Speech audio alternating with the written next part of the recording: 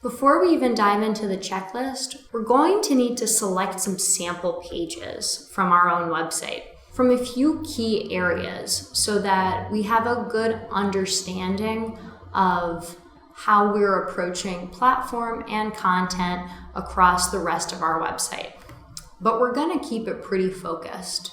So for you and for this class, you're only going to be selecting 5 sample pages throughout your website. We may want some duplication here, and I'll expand on that a little bit more in a moment. So when you're selecting your sample pages, you want to think about all of the content on your site falling within certain buckets. So if you're an e-commerce site, as in you sell products online, or if you have a storefront and you feature those products online, you will most definitely want 1 or 2 product pages in your sample set. You want to see what eyeballs are looking at your products and make sure that those product pages have the right content on them and that they're technically sound. Following that, editorial pages. Are you producing case studies or other editorial content like blog posts on your website?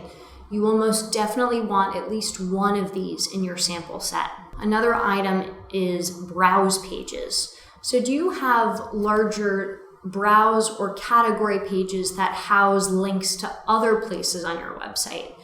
If you are an e-commerce, a B2B site, or even a nonprofit site, pretty much any site where you're looking at selections of content, you're going to want to make sure that one of these larger pages is in there. So one example for an e-commerce apparel site could be women's blouses. That would definitely be one browse page that I would want to see in your sample set, if not multiples of those.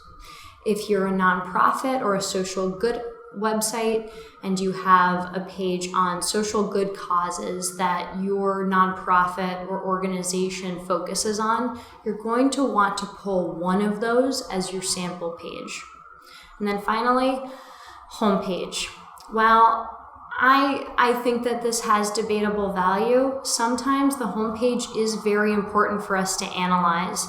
If it actually is the front door to most users' experiences on our website, we want to make sure we're analyzing its performance against our competitors' homepages.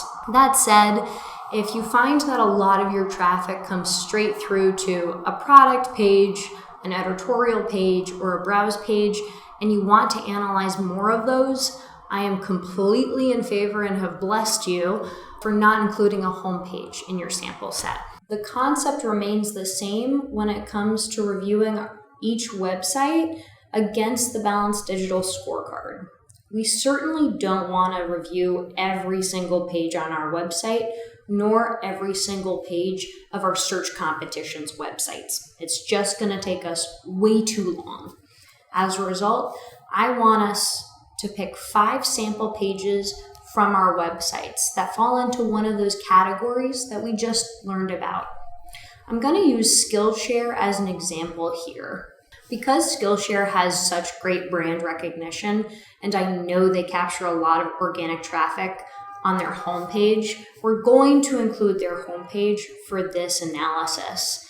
As a result, when we identify our search competitors, we're going to need to pull the homepages of each of those competitors as well.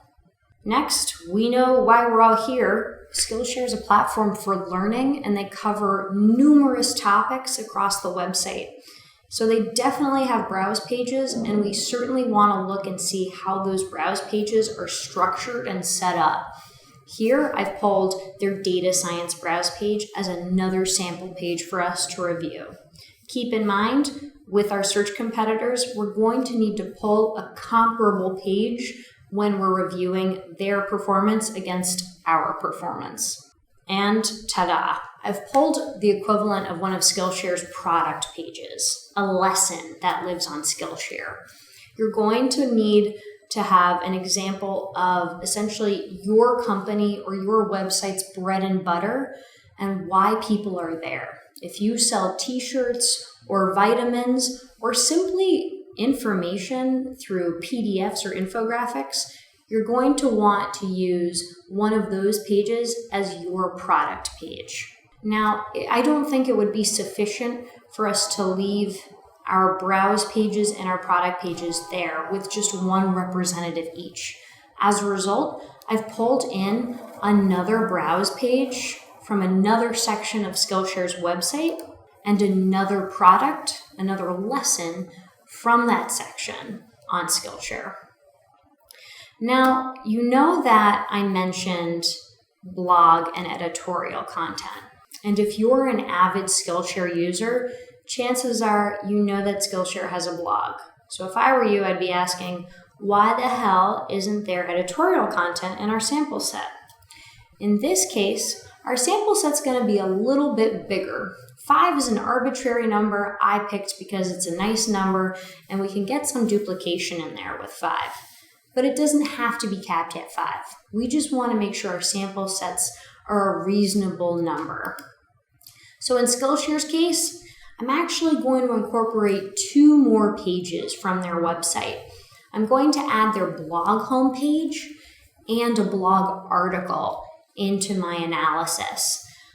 Again, when we look into our search competitors and start evaluating our performance against the competition, we're going to want to look for equivalent pages. Those may not exist, and some of our search competitors in this case definitely don't have blogs or articles that they're producing to organically support the lessons they're producing.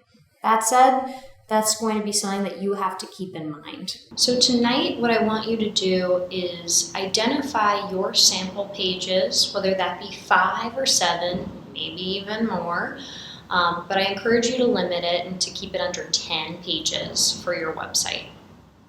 So identify your sample pages against the buckets that we already went over. And then we're going to go into reviewing your website against the Balanced Digital scorecard items.